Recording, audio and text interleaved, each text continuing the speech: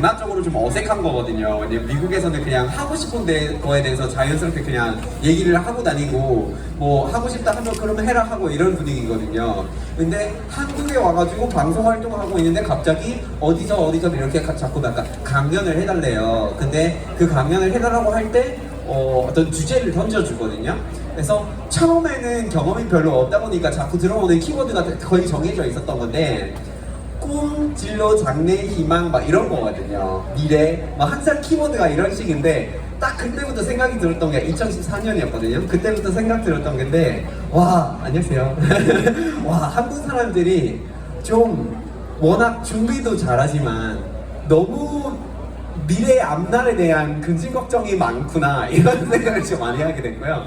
근데 워낙 그럴 만한 어떤 사회적인 프레셔도 있고 경제적인 프레셔가 있다 보니까 어쩔 수 없는 부분인데 그러다 보니까 이제 이 고민을 하시는 분들한테도 드리고 싶은 말씀이 생기더라고요. 그래서 저는 이런 강연을 시작할 때가 2014년인데 그때 지금처럼 이렇게 이제 몇 분이 이렇게 앉아 계셨고 이제 끝나고 질의응답 시간이 있었거든요. 그래서 그때 어떤 분들은 질문을 주시고 그러는데 왜 이런 질문을 주셨는지 잘 모르겠는데 안녕하세요. 네, 왜 이런 질문을 주셨는지 잘 모르겠는데 저는 이제 관련 분야 사람이 아니지만 그때 한 고등학생이 본인의 어떤 그런 진로 관련해서 상담하듯이 질문을 주신 거예요. 근데 본인이 소설 작가가 되고 싶어 하는데 어떻게 하면 한국에서 유명한 소설 작가가 될 수 있을까 하고 저한테 물어보는 거예요. 근데 저를 잘 아시는 분들이 여기서 약간 의아할 텐데 저는 소설을 안 읽거든요. 굉장히 좀 재미없는 전공서적이나 이런 것만 보고 있는 편인데 어쨌든 물어보시니까 저도 같이 얘기하면서 좀 다시 질문을 던지고 얘기를 나누면 되는 거니까 정답이라는 게 없으니까 같이 이렇게 찾아가면 되니 그래서 그동안 분명히 본인이 이거 꿈이라고 쳤을 때 주변에다가 계속 얘기하고 다니고 그랬을 거 아니에요. 그러면 주변에서 내 꿈이 이거다라고 했더니 돌아오는 이야기들이 있을 텐데 그런 이야기들은 뭐뭐 있었냐고 이렇게 물어봤더니 본인이 주변에서 들은 조언은 유명한 소설 작가가 되기 위해서 문학에 대한 이해도가 높아야 돼서 명작을 읽어라 라는 얘기를 들었어요. 그래서 오케이 알겠어요. 그러면 본인이 요즘에 하고 있는 활동이 뭐냐고 물어봤어요. 그 이제 소설 작가가 되기 위해서 하고 있는 것들 다 얘기를 해주세요. 그랬더니 명작을 읽고 있습니다인 거예요. 근데 여기서 마침표 찍고 그게 끝. 여기에 문제가 있을까요? 없을까요? 있어요. 너무 뻔하죠. 문제가 뭘까요? 글을 안 쓰고 있는 거잖아요. 글쓴이가 되고 싶은데 여기서 문제가 뭐냐면 주변 사람들한테 다 대놓고 얘기를 하는데도 돌아오는 얘기는 글 써라가 아니라 책을 읽어라예요. 그러니까 어떻게 보면 되게 엉뚱한 길로 가라는 소리를 하는 거예요. 문학에 대한 이해가 있어야지 너는 시작을 할 수 있다는 조건을 내걸고 그런 기준을 만들다 보니까 이 사람은 유비무환이 아니라 유비유환이 돼버려가지고 준비에 갇혀서 행동을 못하게 되는 거예요.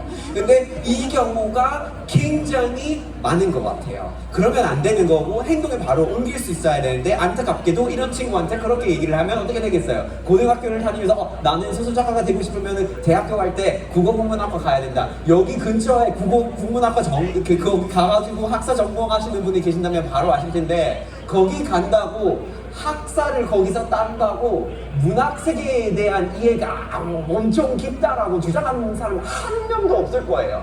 국어국문학과 가는 대로 바로 하는 얘기는 석사를 해야지 이론을 건드린다는 얘기예요. 그러면 당연히 이 친구는 진짜 그게 조건이라고 생각했을 때 학사가 불충분하다고 생각하고 계속해서 주변에 있는 사람들이 그런 식의 조언을 해주면서 결국에는 석사 해야지 하다가 박사 해야지 하다가 결국에 박사가 있는 상태에서 아무것도 자기의 문체를 찾아낸 것도 없고 글 지은 것도 없는 상태에서 남의 문체를 분석하는 그런 논문만 펼쳐냈는데 그러면 그냥 교수가 돼버리는 거예요. 그것도 뭐 좋은 진로일 수 있지만 이 사람의 꿈이 아니었다는 게 포인트예요. 그러니까 우리가 자꾸 주변에서 엉뚱한 길로 가는 조언들을 듣게 되는데 그거를 그냥 믿고 갈 거냐예요. 그러면 안 되는 거죠. 두 번째 케이스가 제가 경험했던 게 뭐냐면 두 번째 분이 이제 경영대를 다니고 있었는데 경제학인 거죠. 근데 이분이 너무 하고 싶은 게 명확한 거예요. 저는 그때 너무 박수를 보내드리고 싶었는데 한국이 공적개발 원조를 받았다가 이제 주는 나라가 됐잖아요. 그쵸?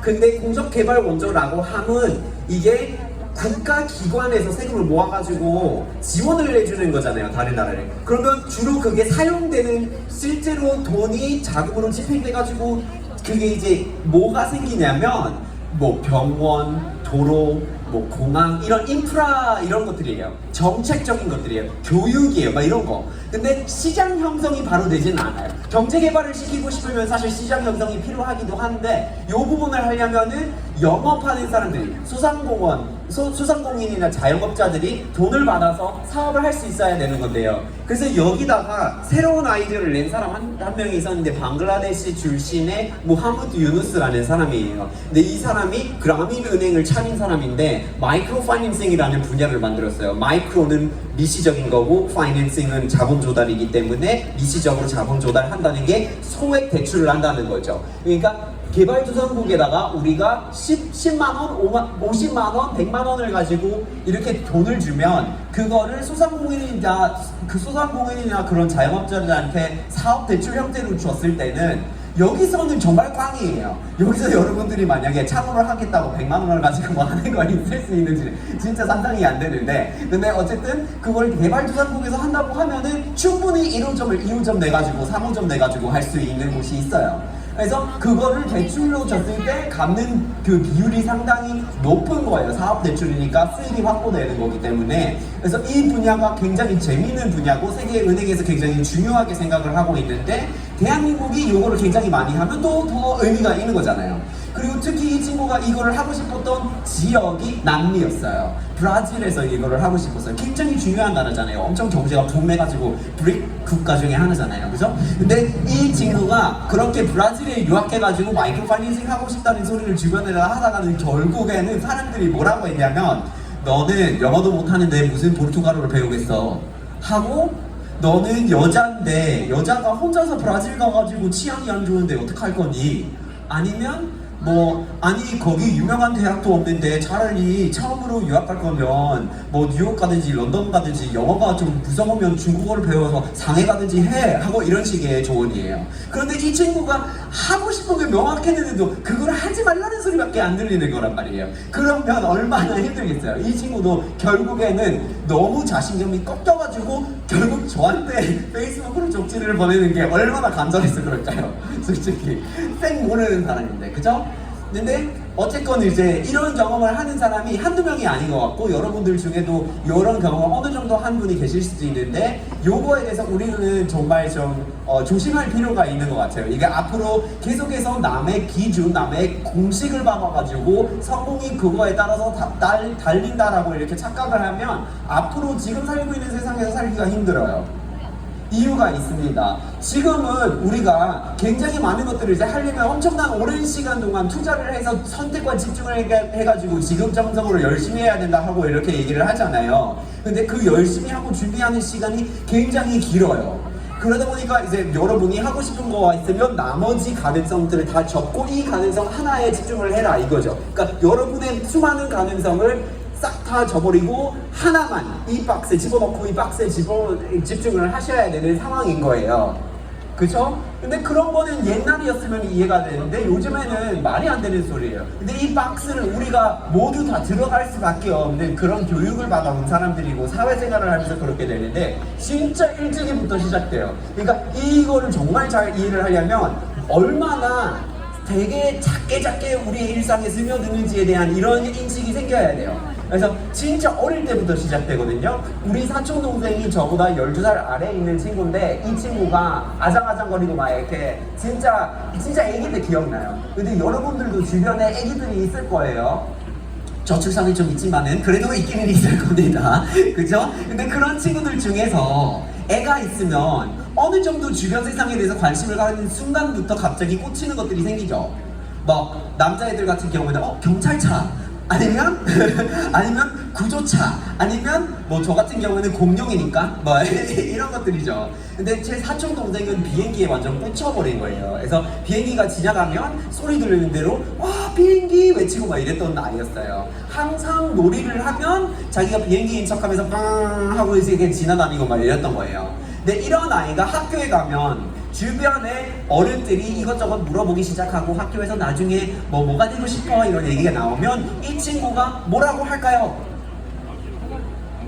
비행기가 되고 싶어 라고 하겠죠. 그게 가장 많이 듣는 소리예요. 이 친구 입장에서는 자기가 그걸 봤을 때 이렇게 날아다니고 싶은데 라는 이상한 감정이 있는데 그거 너무 궁금한데 그러니까 당연히 그게 되고 싶은 거예요 라고 얘기를 하겠죠. 근데 주변 사람들은 그게 말이 안 되는 소리니 그냥 사회생활을 해야 되니 교정을 해주면서 너는 기장이 되고 싶구나, 조종사가 되고 싶구나 이러겠죠.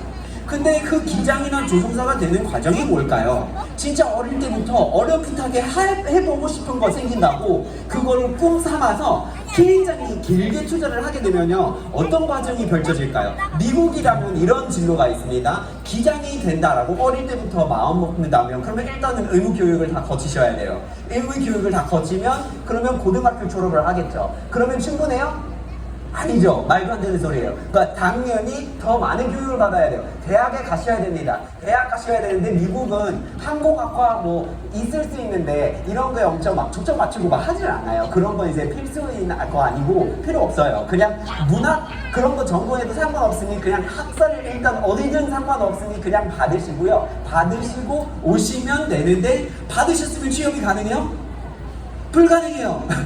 불가능합니다. 대학 가야 된다고 하는데도 사실 대학을 갔다고 해서 아무것도 안 되는 거예요. 여기서 배울 거 없습니다. 자, 여기서 가야 되는 곳이 어딜까요? 바로 학원입니다. 여러분이 학원에 가셔야 되는데 학원에 가실 때는 잘 선택하셔야 됩니다. 왜냐하면 비행기 종류에 따라서 학원이 다르니까요. 여러분이 일반 승객이 타는 비행기를 몰고 싶은 거면 그거 한 곳이고요. 물류용, 군사용 따로따로 있습니다. 미국에서 이렇게 분류가 되어 있고요. 잘못 들어갔다가 나중에 이제 이수를 다 했는데 마음이 바뀌면 다시 처음으로 다시 하셔야 되는 거예요. 근데 미국이니까 미국 사람들은 웬만하면 대학 졸업하는 대로 싹 다 잘리는 거예요. 그냥 잘해라 이거예요. 그래서 알아서 돈을 벌면서 알바를 여러 개 뛰듯이 이렇게 이제 생활을 하면서 본인의 꿈을 향해서 달려가야 되는 건데 그런 현실적인 부분이 있다 보니까 학비를 이미 이제 해결이 됐다고 해도 학원에 다녀야 되니까 그 정도 벌고 생활비도 벌어야 되는 거예요. 그러면은 충분히 학원만 다니는 거 한다고 해도 그 6개월 정도 걸린다고 해도 사실 돈도 생각해야 되니까 사실 한 1년 정도 시간이 지나는 거예요. 여기서는 미국에서 사람들이 어떤 복무가 있지를 않다 보니까 그냥 졸업할 때 만 21살, 22살 정도고 1년 동안 이렇게 일을 하면서 학원을 다니다가 어느 정도 준비가 된 것 같죠. 그러면 여기서 취업이 가능한가요? 불가능해요. 아무런 자격이 없어요 아직은. 그러니까 여러분이 자격증이 필요할 텐데 자격증 시험을 치기 위한 또한 자격이 있습니다. 그래서 먼저 건강검진을 보셔야 돼요. 건강검진을 합격하시면 그게 약간 마음의 심장의 어딘가에 되게 초미세한 구멍이 뚫린 게 없다, 평상시에 아무런 건강에 영향 끼치는 게 없는데 스트레스를 많이 받을 때 좀 어떤 이제 발효가 될 수 있는 부분들이 파리가 될 수 있는 부분들이 이제 있다. 그러면은 불합격. 그거 못한다. 그래서 이거를 미리미리 확인했으면 좋았을 텐데 어쨌건 시험에 응시하기 위한 조건이기 때문에 이때서 확인을 하는 건데 여러분이 운이 좋아서 그 몸이 이제 잘 되어 있다고 이거 합격한다고 쳐요. 그러면 이제 필기시험 준비한 다음에 이거를 이제 합격한다고 쳐요. 그러면 졸업하고 1년쯤 넘었죠. 1년쯤 넘었고 이 자격으로 뭘 하시면 될까요? 이제 취업이 가능한가요? 불가능합니다. 네, 여러분이 아직 비행기를 한 번도 몰아본 적이 없어요. 여러분이 이제 일단 가상으로라도 실습을 채우셔야 되는데요. 미국에서 일반 승객용 비행기를 나중에 몰 수 있는 자격을 따려면 최소 1,500시간의 연습을 하셔야 되는 거예요. 1,500시간의 연습이라는 게 어떤 거냐면 하루에 8시간씩 채운다고 해도 6개월 이상이에요. 근데 여기서 여러분이 일을 하면서 하셔야 되는 건데 이것도 최소 1년이에요. 그러니까 대학 4년 동안 다니시고 졸업하고 2년 동안 준비를 해야만 이제 이력서를 건드리고 이제 면접 보기 시작합니다. 그죠? 그게 기장이 되려고 하는 길이에요. 근데 꿈이니까 그걸 붙잡고 믿고 열심히 하겠다 다 보여줄 거야. 이렇게 이루어 되는 모습을 보여줄까 하고 이러는데 어느 날 붙어가지고 항공사 다니기 시작하면서 기장의 어떤 그 옷을 입으면서 뭐 인증샷 찍고 막 해시태그 기장이 됐습니다 하고요. 올리고 막 좋아요 이렇게 기분이 좋아지죠. 근데 주변에서 또 그거를 보니까 아, 역시 너 할 줄 알았어 하고 이렇게 축하해주고 술 사주고 다 축하하고 막 이렇게 놀고 그러는데 여러분이 그런 마음으로 굉장히 뿌듯하고 설레는 마음으로 출근을 하게 됩니다. 근데 이렇게 출근을 하는데 여러분이 어느 정도 직장을 다니면서 너무 뿌듯하겠지만 어느 순간부터 갑자기 깨닫는 게 여러분들이 그렇게 어릴 때부터 좀 자유롭게 하늘을 날아다닐 수 있을 법했던 그런 감정이 아니라 그냥 김포김에 하는 거예요. 네. 그러다가 그래도 이걸 그냥 열심히 하면 제가 이제 또 승진해가지고 또 국제선을 탈 수가 있는데 그러면 항공사 바꿔가지고 국제선으로 갈아타는데 결국에 하게 되는 일은 인천 뉴욕 맨날 똑같은 사람의 똑같은 호텔에 똑같은 그런 음식에 똑같은 생활을 살아가는 거예요. 근데 본인이 진짜 하고 싶었던 일이면 오케이 알겠어요. 꿈을 이루었어요. 너무 좋아요. 그런데 주변에 한번 잘 살펴보세요. 그렇게 꿈을 이룬 사람들, 그렇게 출세한 사람들, 그렇게 자기가 엄청 오랜 시간을 투자해서 만든 것들, 그런 거를 잘 보시면 어느 순간부터 이분들은 일을 하면서 행복하고 뭐 잘됐다라고 믿는 스스로 세뇌시키려고 하는 부분이 있다고 해도 어느 날 갑자기 출퇴근하다가 내가 왜 이 일을 하고 있지? 싶은 생각으로 출퇴근을 합니다. 이게 보편적이에요. 근데 왜일까요? 왜냐면 우리가 그 한 가지를 이루기 위해서 내가 돼볼 수 있었던 나의 다른 수많은 모습을 다 접어라가지고 이 박스에만 투자했기 때문이에요. 그러니까 한 6년 동안, 8년 동안 계속해서 그 한 가지만 이루려고 집중적으로 그것만 보면서 살아왔는데 경주마처럼 이렇게 달려왔는데 다른 것도 한 번도 들여다보지를 않고 그러다 보니까 내가 되었을 수도 있는 나의 다른 모습에 대한 미련이 막 차있는 모습이에요. 본인도 모르게. 근데 이런 경험을 하는 사람이 한두 명이 아니고 엄청나게 많은 거예요. 근데 이럴 필요가 없어요. 왜요? 왜냐면 어차피 우리가 이런 세상에 살고 있지 않으니까요. 기존 세상에는 그렇게 돌아가고 있는 부분들이 있었죠. 굉장히 오랫동안 투자를 해가지고 한 가지를 이루면 평생 직장을 다니면서 굉장히 빵빵한 어떤 복지를 받고 뭐 승진의 어떤 경우 되게 명확하고 막 이런 세상이긴 했는데 지금 세상은 전혀 그런 세상이 아니에요. 전혀. 아니 이게 언제부터 빨리 깨달았어야 되냐면 사실 몇 년 전부터 바로 깨달았어야 되는 거예요. 그래서 우리가 그때 2019년에 가장 대한민국에서는 앞으로 유망한 어떤 분야가 있다라고 이렇게 막 매년 그런 거 발표되는 거 있잖아요. 무슨 해외 트렌드, 무슨 해외 뭐 이런 거, 그죠? 그래서 그때 발표되고 자꾸 얘기를 했었던 게 바로 관광업이었어요. 근데 관광업이 어떻게 됐죠? 그죠? 코로나가 바로 이듬해에 생겼잖아요. 그러니까 잘 생각해보세요. 우리가 한류가 2000년대 초반에 생겼죠. 2000년대 초반에 일본에서 먼저 시작되다가 중화인민공화국하고 이제 동남아에서 굉장히 많이 생겼는데 주로 중화인민공화국에서 가장 많은 수익이 됐어요. 그래서 대한민국의 여러 가지 미디어 회사가 거기 가가지고 합작을 만들고 그리고 회사 다른 상품 뭐 식품이나 제품을 만드는 회사들도 이런 미디어를 타고 들어가가지고 치킨을 팔고 막 이렇게 이제 얘기를 했잖아요. 그래서 결국에는 그렇게 뭐 별에서 온 그대라든지 이런 것들이 젖어가지고 사람들이 엄청 길게 이렇게 맥주랑 치킨을 먹는 이런 문화가 생겨버리고 그랬었잖아요. 근데 그런 세상이었는데 대한민국에서 사들을 설치하는 순간이 올 때 바로 그때 즉시 하늘령을 내렸잖아요. 중화인민공화국에서는. 그러니까 같이 아무것도 안 한다 하고 다 잘라버린 거예요. 그러다 보니까 미국 한국 회사들이 거기서도 수익을 벌지 못하게 된 거예요. 굉장히 손해를 보게 됐는데 제가 알기로는 굉장히 좀 큰 대기업의 한 회사가 거기서 한 60% 가까이 수익을 보고 있었다는 걸로 알고 있어요. 근데 그런 상태에서 60% 다 잘려놓는다고 생각을 해보세요. 몸에 60% 잘려놨어요.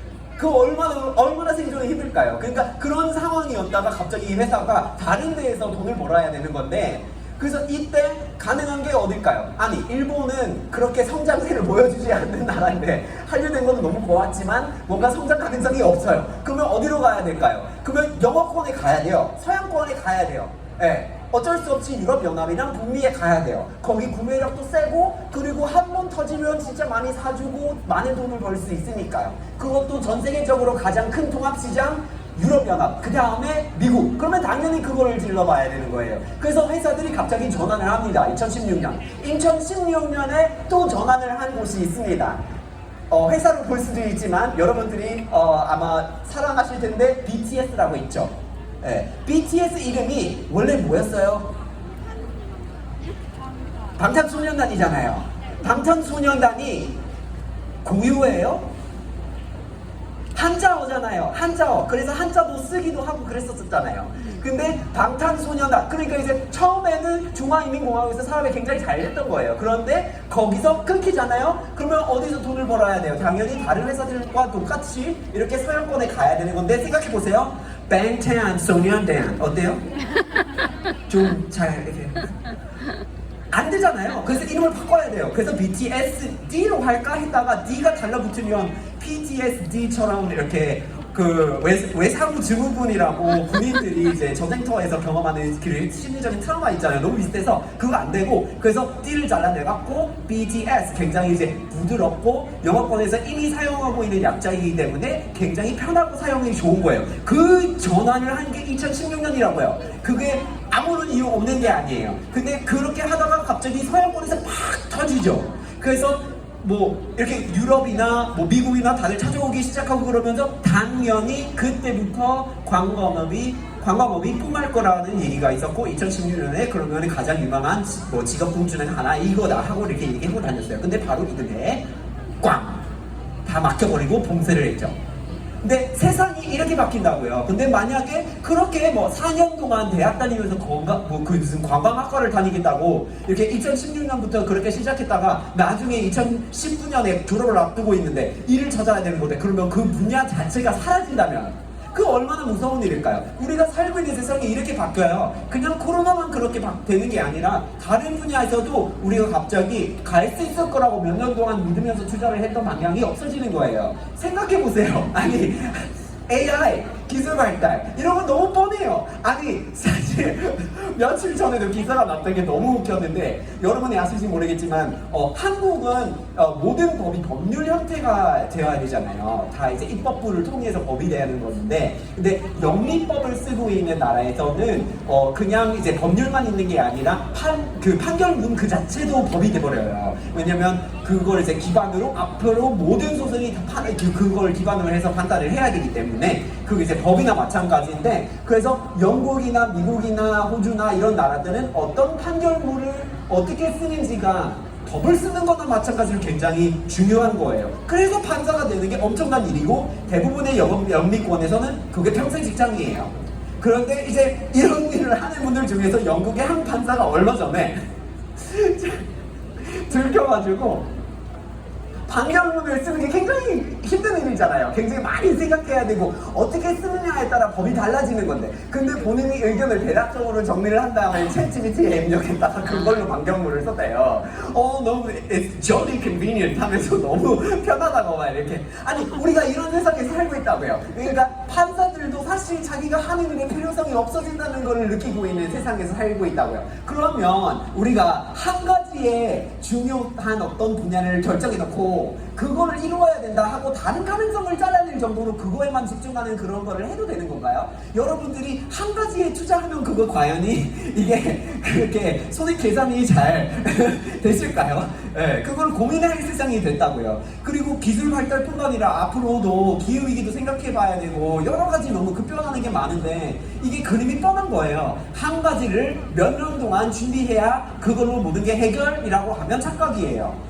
그런 거 더 이상 되진 않아요. 여러 가지 동시에 잡고 갈 수 있어야 되는 건데 그거는 박스 집중하면서 우리 성공을 공식대로 접근하는 걸로 되지는 않아요. 공식이란 뭘까요? 결과가 정해진 거를 내기 위한 어떤 방식이에요. 그러면 공식에 맞지 않으면 결과 안 난다가 공식이에요. 그러면 이 방법으로는 우리는 임시응변을 가질 수도 없고 결과를 바꿀 수도 없어요 라는 말이에요. 그러니까 주변에 성공한 사람이 어떻게 했을까 하고 찾아보고 이 사람이 이 학교를 갔다가 이런 식으로 인터뷰를 할 때가 이런 경력을 했다가 이랬어요. 그러면 저도 비슷하게 이렇게 벤치마킹 해가지고 복사 붙여넣기 해가지고 어떤 공식대로 성공을 만들 수 있는 세상이 아니라고요. 왜냐면 그거는 뭐 세상이 만약에 고정되어 있고 변화가 없었다면 그 공식을 이룰 때까지는 괜찮았을 수도 있는데 너무 빨라서 공식이 느리고 그걸 따라잡지를 못한다고요. 그래서 결과가 난 대로 이미 그 공식이 바뀌는 상태예요.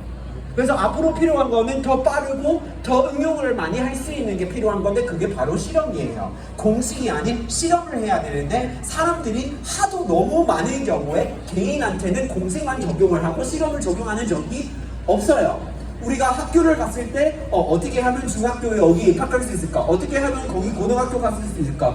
이게 결국에는 고민하는 게 어디 대학 가고 싶어서 어디 직장을 다니고 싶어서 미리 이렇게 약독 써내가지고 이렇게 짜놓는 이런 공식이라고요. 근데 그런 것들은 이제 우리 스스로 항상 적용했던 것들이에요. 그러니까 뭔가 가능성을 열어두고 이렇게 조금 바꾸면 이렇게 좀 생뚱맞게 이렇게 변수 하나씩 이렇게 조절을 해가면 결과가 어떻게 나올까 실험을 해볼 여유를 스스로 이렇게 허용하지를 않았다고요. 근데 이 방법을 오히려 더 많이 해서 습관처럼 이렇게 길러봐야지 앞으로는 굉장히 빨리 바뀌는 세상에서 임시응변 있게 그 어떤 타격을 봐도 바로 적응하고 그래도 잘 살 수 있는 그런 길이 될 수 있는 거예요. 속도의 문제예요. 근데 실험은 새로운 개념이 아니고 많이들 하고 있는데 지금 이 그림으로 나가고 있는 게 뭘까요? 자동차죠. 어디 자동차인 것 같아요? 물론 텍사스라고 서 있어서 미국 자동차인데요. 옛날 자동차라서 미국 옛날 자동차 어디 회사일 것 같아요? 포드. 네, 포드 모델 T예요. 네, 계시는 분들 중에서 포드라고 하시는 분들이 계시는데 네, 이 회사가 포드 모델 T를 만든 게 사상 최초로 대량 생산된 자동차인 거죠. 근데 그걸 만드는 대로 마차를 타고 다니던 사람들이 갑자기 자동차를 타고 다니기 시작하니까 도로의 모습 그 자체가 싹 다 바뀌는 거예요. 도로도 막 이렇게 없었던 데 갑자기 깔기 시작하고 뭐 똥냄새가 나던 것은 되게 깔끔해지고 도로 기획이 다 바뀌는 거예요. 세상의 구조 그 자체가 이 제품을 통해서 바뀌는 거를 포드가 자기 눈으로 봤어요. 근데 20세기 초반인데 무슨 규정이 많고 사업을 하기 위해서 무슨 자격이 있어야 하며 이런 거 있었겠어요? 그런 거 별로 없거든요. 미국에서 특히나 없었어요. 그래서 자동차를 뽑아내기 위해서 그냥 생산사실만 있으면 할 수 있는 부분들이었는데 요거를 해보니까 공식대로 접근한다면 그러면 다른 이동수단을 가지고 그거를 대량 생산하면서 자가용으로 만들면 그러면 세상이 똑같이 바뀌고 똑같이 많이들 구매를 하게 된다는 이런 공식을 세울 수 있는 거예요. 똑같은 방식으로 붙여넣기 하면 돼요. 그런데 그렇게 하지 않았어요. 실험을 하기로 했어요. 다음 아이템은 있었는데 그걸 공식대로 뽑지를 않았어요. 아이템이 뭐였냐면 Flyver라는 제품이었어요. 뭔지를 약간 이제 예상이 가시나요? Flyver, 네, 자가용 비행기였습니다. 자가용 비행기 지금도 없잖아요. 네, 분명히 안 된 거예요. 그렇죠? 근데 이 자가용 비행기를 만들려고 하는데 그 1920년대 후반이고 그거를 굉장히 작게 만들어야지 누군가의 집 앞에서 이렇게 주차를 할 수 있는 정도로 자가용으로 쓸 수 있겠죠. 근데 문제가 작아지면 작아질수록 바람의 영향을 많이 받아서 순발력이 빨라져야 되는데 더 작고 더 작게 만들면서 그런 조종사를 불러가지고 너는 몰 수 있니? 하고 확인할 때마다 추락사고 사망하고 기사가 나요. 막 이렇게. 네, 포드 추락사고 사망, 사람 죽었다 이런 식이죠. 근데 기사에다가 파일럿 실패 이렇게 자꾸 쓰기 때문에 결국에 이제 1928년에 그렇게 기사들이 많이 나게 되면서 우리가 한국말까지도 파일럿이라는 단어를 실험이라는 의미로 쓰게 됐어요. 그 유래입니다. 근데 어쨌든 거기서 실패를 한 거예요. 완전히 망한 거죠. 네, 제품이 안 나오고 절대 못 만들게 돼요. 사람까지 죽었는데. 근데 만약에 공식대로 했다면 실험을 먼저 하지 않고 바로 시장에 뽑아냈다면 어떤 상황이 벌어졌을까요? 당연히 소비자가 죽었겠죠. 소비자가 죽었으면 유가족들이 그냥 아무렇지 않게 그냥 그랬네 하고 이렇게 바라볼까요? 그렇진 않잖아요. 당연히 소송을 걸어요. 말도 안 된다 하고 그것도 여러 명이 대량 생산으로 이걸 뽑았을 때 무슨 리콜이 있는 세상도 아니었는데 그때는 그냥 갑자기 사망률이 높아지면 당연히 집단 소송을 해가지고 회사를 없앴을 거예요. 근데 지금까지 100년 후 지구 반대쪽에서 이 자동차의 모습을 보여드리고 어디 회사냐라고 물어보면 포드라는 이름이 튀어나온다는 게 성공했다는 얘기예요. 실패의 결과는 그 실험의 결과가 실패라도 궁극적인 성공이 가능하다라는 거를 실험을 통해서 알 수 있는 부분이에요. 이게 공식이랑 또 다른 거죠. 공식은 결과가 실패면 무조건 실패. 그러니까 가능성을 더 많이 품어주는 쪽이 어딜까요? 당연히 실험이에요. 근데 기업들이 다 이러고 있어요. 개인만 우리가 스스로 이렇게 실험을 적용하지 않을 뿐이지 기업들은 엄청나게 몇백 년 동안을 계속해서 이렇게 하고 있어요. 이렇게 또 이제 미디어 업계에서 하고 있어요. 여러분들이 조만간 또 추석이 되면 가족들이랑 모여가지고 막 다들 같이 이제 뭐 할 말이 없어가지고 TV를 켜서 그래서 그냥 하하하 보면서 이렇게 하시겠죠. 근데 이렇게 하는 게 여러분들이 특집을 보게 되는 거죠. 그 특집을 이렇게 보여드리는 게 방송국에서 여러분들 즐거운 한가위 보내세요 하고 너무 좋은 마음에서 만들어주는 거는 아니에요.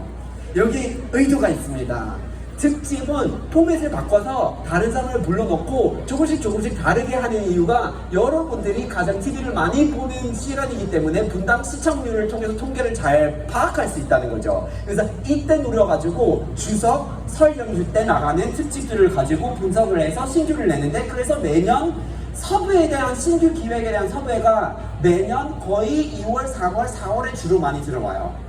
이런 주기가 생기는 거죠. 회사들이 막 비디오 회사들이 뭔가 론칭한다고 그냥 바로 돈을 부어가지고 그냥 해버리지는 않아요. 그런데 우리가 왜 살면서 한 가지를 이룬다고 몇 년을 부어버릴까요? 말도 안 되는 소리예요. 네, 그래서 창업자들도 당연히 이런 방식으로 창업자들도 실험을 많이 하는 편인데요. 제가 알고 있는 친구인데 이 친구가 이제 영어 교육을 하고 있었어요. 미국 사람인데 영어 교육을 좀 즐기면서 하고 있었는데 그거를 원래 하러 왔었던 사람이고 너무 그걸로 만족을 했어요. 그런데 자기가 아이스크림을 먹고 싶은 거죠.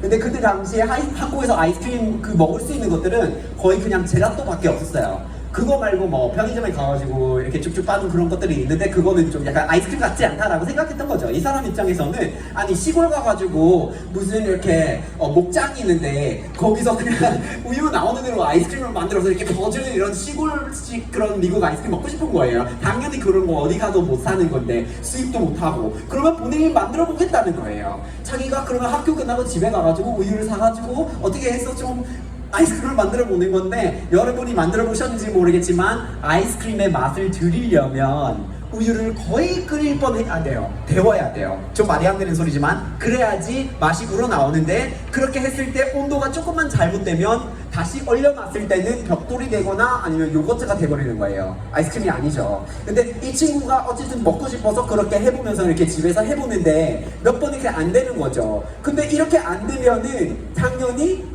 그러면 주변 사람들이 뭐 하냐 하고 삽질 같아 라고 이렇게 그냥 어디서 그냥 가가지고 젤라또라도 먹든지 이렇게 얘기를 하겠죠. 근데 이 친구가 먹고 싶은 거 있는 거니까 계속해서 실험을 하는데 어느 날부터 갑자기 이렇게 뭔가 먹음직스러운 게 나오는 거예요. 그러면 그거를 가지고 여자친구한테 이제 맛보래요. 그러면 맛있대요. 그러면 이제 한번 디너 파티를 하자 하고 친구들 불러놓고 이렇게 디너 파티를 해요. 다들 맛있대요. 그러면 한번 팔아보래요. 근데 여기서 파는 거랑 공짜로 얻어먹는 거랑 달라요. 그죠? 돈을 주고 받아갈지 그냥 손을 뻗고 받아갈지가 달라요. 그래서 여기서 이 친구가 과연 팔 수 있을까? 이런 궁금해지기를 하는데 바로 직장을 그만두고 올인해가지고 그렇게 우리가 공식대로 밟아가듯이 어디 뭐 장조경제혁신센터 정명창업 무슨 기업부 뭐 어디 가가지고 사업 기획서를 제출해서 얼마의 돈을 여기서 받으면 거기로 옮겨가지고 이만큼 또 여기서 받을 수 있으니 알고 보니까 에이전트한테 맡기면 또 이거를 다 해주고 5% 정도 받아간대요. 이런 공식대로 가지는 않는 거예요. 그렇게 하면은 그러면 손해를 볼 수 있으니까 이 친구가 하는데 바로 하는 게 또 실험이에요. 어떻게 한번 어디선가 임시적으로 팔아볼까? 이런 거죠. 팝업이잖아요. 팝업을 하기로 하는 거예요. 그래서 팝업을 하는데 이 친구가 어디서 팝업을 했냐면 이태원에 있는 맥파이라는 가게가 있어요. 그래서 거기가 크래프트 맥주예요. 피맥을 팔고 있었는데 거기서 이렇게 파는데 거기가 고추장 초콜릿 맛 아이스크림 파는 거예요. 근데 품절이 되죠. 다들 사버려요. 그래서 너무 잘 돼가지고 결국에 이제 가게를 내기로 하는데 가게를 낼 때 바로 직장을 그만둘까요? 안 되죠. 왜요? 왜냐면 실험을 하고 있는데 변수 두 가지 동시에 바꾸면 안 좋은 실험이라는 거를 다들 학교에서 배웠잖아요. 변수를 하나만 바꿔가면서 해야 돼요. 근데 가게를 차리는 건 그러면 장소를 찾아올 거냐? 이런 변수도 있는 거지만 그렇게 하면서 돈을 낼 거냐가 있는 거고요. 그래서 자기가 그러면은 그동안 했던 거를 그냥 다 적어놔가지고 과연 할까 이런 건 아니고 하는 동시에 이렇게 한 다음에 사람들이 어느 정도로 찾아오기 시작하면서 결국 이제 전환을 하기로 한 거예요. 이렇게 삽질부터 시작한 거를 브랜드로 키워서 뭐 신세계에서 인수하고 싶다는 제안까지 왔지만 여기서 판단을 좀 잘못했다고 저는 개인적으로 생각을 하지만 어떻게든 안 팔기로 하신 거예요. 근데 이렇게 삽질을 하는데 가치 있는 거를 만들 수 있는 세상이라고요. 그런 세상이에요. 그래서 스스로 실험을 적용했을 때 정말 어떻게 보면 쓸데없는 그런 취미나 관심사인데도 너무 좋고 너무도 자산이 될 수 있는 기회가 되는 거예요. 그래서 앞으로 모든 사람들이 이렇게 좀 생각을 좀 바꿨으면 좋겠어요. 너무 공식대로 내가 소설 작가가 되려면 어떤 코스를 밟아가야 되냐가 아니라 어떤 실험을 할 수 있을까를 먼저 생각해야 돼요. 오늘 밤에 잠을 자기 전까지 소설 작가가 되고 싶어 했던 이 친구가 어떤 거를 하면 조금이라도 그 분야를 알아낼 수 있을까요? 너무 쉬워요. 글을 써야 되잖아요. 그러면 글을 쓰기 시작하면요. 대신 여기서 실험을 설계를 할 때 잘못하는 경우가 있어요. 좀 해봐야 된다. 그러면 바로 블로그를 쓸까? 이렇게 돼요. 근데 여러분 블로그를 시작하려면 컨셉이 있어야 돼요. 어떤 컨셉으로 쓰실 거예요? 일주일에 몇 번 그렇게 이제 게재 글을 올리실 거예요. 그래서 기획을 잡고 가야 되는데 그것 때문에 무너지는 친구들이 많아요. 생각이 너무 커요. 너무 고민할 것들이 많아요. 이런 것까지 하기에 너무 힘들어요. 그러면 그건 오늘 밤까지 하지 못해요. 그리고 오늘 밤에 잠을 자기 전까지 할 수 있는 건 뭘까요? 그냥 아무런 익명 인스타 계정을 파가지고 무슨 5문장의 초단편 소설을 써서 그냥 올리는 거예요. 처음부터 끝까지. 그런 거 충분히 할 수 있어요. 그거 30분 안에 가능해요. 그런 거를 해보는 거예요. 그런 걸 한번 해봤는데 마음에 안 든다. 그러면 조단편 소설을 아닐 수 있는 거예요. 아니면 익명으로 썼을 때 재미없다. 그러면 실명을 내보세요. 아니면 매체가 좀 아니다. 그러면 매체를 좀 바꿔보세요. 이러면서 조절을 해가지고 그 작은 실험의 규모를 키워나가면 이 친구가 과연 글 쓰는 게 나랑 맞느냐? 늘 일주일 안에 알아낼 수 있고 무슨 4년 동안에 국어국문학과를 다니다가 학사가 불출문하다고 그러다가 갑자기 교수 돼버리는 이런 엉뚱한 길로 갈 필요가 없다고요. 그러니까 실험을 먼저 해보고 빨리 실패를 하는 게 우리한테 돈이 되는 길이라고요. 그래서 앞으로 개개인이 이렇게 실험을 하는 방법을 빨리빨리 습득해가지고 스스로 적용하는 게 필요할 것 같아요. 앞에 있었던 친구도 그런 친구들 중에서 한 명이 이렇게 브라질에서 유학을 하고 싶어 하는데 주변에서 자꾸 자신감을 꺾어가지고 어떻게 너는 여자 혼자인데 그렇게 치안이 안 좋은 데를 가니 아니면 포르투갈어를 할 줄 모르는데 어떻게 하겠어 하고 이렇게 얘기를 했던 거죠. 근데 이 친구는 하고 싶은 게 명확한데 대한민국 여기서 공부하고 있어요. 브라질 유학하는 게 저 멀리예요. 그런데 이렇게 뛰어가면 이 거리가 너무 무섭고 사람들이 주변에서 이렇게 험한 길이라고 가지 말라고 하면 무서워지는데 자신감이 없어지는 게 문제예요. 근데 실험을 통해서 자신감을 쌓아갈 수 있다고요. 왜요? 왜냐면 이 투자를 한꺼번에 할 필요 없이 엄청 잠깐 하면은 어느 정도 쌓이니까요. 그래서 오늘 밤에 잠을 자기 전까지 요거를 좁히기 위해서 어떤 거를 할 수 있을까를 생각해보고 하는 거예요. 주변에서 포르투갈어를 네가 어떻게 배우겠니 하고 이렇게 얘기를 하는데 그러면 그냥 오늘 밤에 잠을 자기 전까지 공짜로 포르투갈어를 배울 수 있는 곳을 5군데 리스트업하기. 너무 쉬워요. 등록 안 해도 돼요. 그냥 리스트업하면 돼요. 그거를 하면서 알게 될 것들이 있으니까요. 알고 보니까 브라질 문화원에서 공짜로 수업을 다 제공해 주는데 그러면 공무원까지 알게 되게 돼요. 그러면 다 궁금한 걸 물어보실 수 있어요. 치안이 안 좋다. 뭐 여자 혼자인데 그러면 찾아보세요 그냥. 무슨 교환학생으로 가는데 경제학과를 다니는 사람이 아니 무슨 브라질 대학을 파벨라 빈민촌에서 세우는 것도 아니고 그러니까 어디에 있는지 확인해 보시고 몇 군데를 리스트업 하시면 돼요. 그 리스트업한 다음에 불충분하다 아직 모르겠다 이건 잘 모르겠어요. 그러면 이메일을 보세요. 오늘 밤 잠을 자기 전까지 이메일 5개 대학에 입학 공고에 보내가지고 그냥 화상 채팅 좀 하실 수 있나 하고 물어보면 돼요. 이렇게 조금씩 좁혀가는 거예요. 이렇게 하면서 본인이 직접 해내면서 그게 가장 중요한 포인트예요. 직접 해내면서 알아내니까 주변 사람들이 제공해주는 정보에 의존할 필요 없이 자기 기준을 만들어가기 시작해요. 그러면 요거는 됐다 확인이 돼요? 그러면 이게 안 무서운 거예요. 자신감이 되고 무엇이라도 다 할 수 있게 되는 거예요. 그리고 브라질이 아니라고 이렇게 갑자기 깨달을 수 있어요. 생각해보니까 아니네 딴 데로 갈래? 그러면 전화를 하시면 돼요. 우루과이, 몬테비데오로 가든지 스페인어를 좀 배우든지 뭔가 길을 알아서 이때 일찍이 바꿀 수 있는 기회가 와요. 그러니까 우리가 앞으로 이렇게 실험을 하면 그러면 훨씬 손해를 줄일 수 있으면서 빨리 답을 얻어낼 수 있는 방법이 생겨요. 앞으로 세상이 너무 많이 급변하고 있는데 우리가 이런 거를 굉장히 안 하면 그러면 손해를 볼 수밖에 없다고 생각합니다. 좋은 비유는 농사예요. 농사 지어보신 분이 계실까요? 잘 없죠. 저는 지어봤고요. 지금 사진으로 나가는 거는 겨자씨이고요. 겨자씨 말고 파텍하신 분. 저만 파텍했나? 근데 이렇게 팥씨가 굉장히 작아요. 이렇게 겨자씨처럼 굉장히 작고요. 저 이제 고등학교 때 우리가 이제 농사를 짓는 학교였다 보니까 이렇게 짓고 먹고 이렇게 해야 되는 건데 그래서 대파를 심어야 돼요. 학생이 200명인데 먹거리를 그만큼 심어야 되는 건데 대파를 심었을 때 파랑 마찬가지로 이렇게 되게 작은 씨앗이에요. 근데 그걸 몇 개 심어야지 대파 하나가 날까요? 하나, 두 개, 세 개, 세 개에서 다섯 개. 주로 세 개에서 다섯 개를 심어요. 근데 어디서 심어야 될까요? 그냥 밭에 나가가지고 이렇게 뿌리면 돼요? 뿌리면 안 나요, 여러분. 그거를 온실 안에서 일단 5알을 심어야지 머리카락만 하는 게 하나 이렇게 올라오는 거예요. 그거를 나중에 밭에 옮겨서 쭈그러 앉아가지고 이렇게 세워야 돼요, 머리카락을. 그거를 몇 40번, 50번 해야지 한 밭이 생기는 거예요. 그러니까 이렇게 하면 100명이 먹어요? 아니죠. 훨씬 더 많이 심어야 된다는 거예요. 그러니까 이렇게 해야 뭔가 수확할 거리가 있다라고 농사를 짓는 사람이 다들 알고 있는데 그렇게 하면서 다들 실험해가지고 온실 안에서 뭐 하고 있는데 우리는 현대사회 생활을 하면서 뭔가에 투자를 하겠다고 그냥 한 알만 심어놔요. 얼마나 바보 같은 일이에요, 그거. 진짜 그것도 자꾸 앞에서 말씀드린 대로 세상이 급변하고 있다고요. AI 생기고 기술이 발달되면서 아니 지금 주변에 뭐 비행기 지나가는 거를 보다가 비행기 내가 타고 싶어 얘기했다가 주변에서 우리가 그 친구를 보고 너가 기장이 되라 이런 소리를 해도 되는 세상이냐고요. 아니 한 2년인가 지나면 서울에 있는 규정이 풀려가지고 옥상이 다 그렇게 이제 상업용으로 이렇게 바뀐대요. 근데 그렇게 하는 이유가 드론 때문이에요. 그러니까 무인 드론 택시 이미 시범 중이잖아요. 근데 그런 세상이고 그리고 비행기를 탔을 때 조종사가 타고 있는 내내 이렇게 손잡이 잡고 하고 있는 건 아니에요. 자동 모드 있습니다.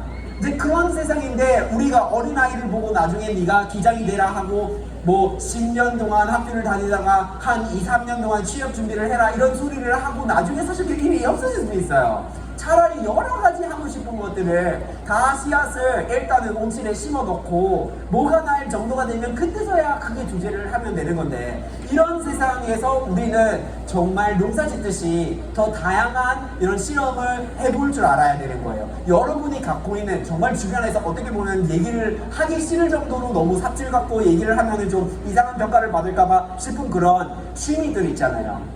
그런 취미, 궁금한 거 한번 해볼까 싶은 이런 것들 그거 전부 다 자산이라고요. 자산이니까 그거에 진지하게 생각해서 지극정성으로 그거를 가지고 실험을 해야 돼요. 그래야지 나중에 온실에서 옮겨갈 게 많고 나중에 수확할 게 많고 세상이 엄청 급변하고 있는데 그렇게 하고 있는데도 여러분이 그래도 좀 잘 살아나갈 수 있는 어떤 기회들이 여러 가지 있는 거예요. 앞으로 공직을 버리고 실험을 그렇게 다들 이미 잘 되고 있다는 것을 알고 있는 그 실험을 스스로에게 개인에게 많이 적용해 보시길 바랍니다. 감사합니다.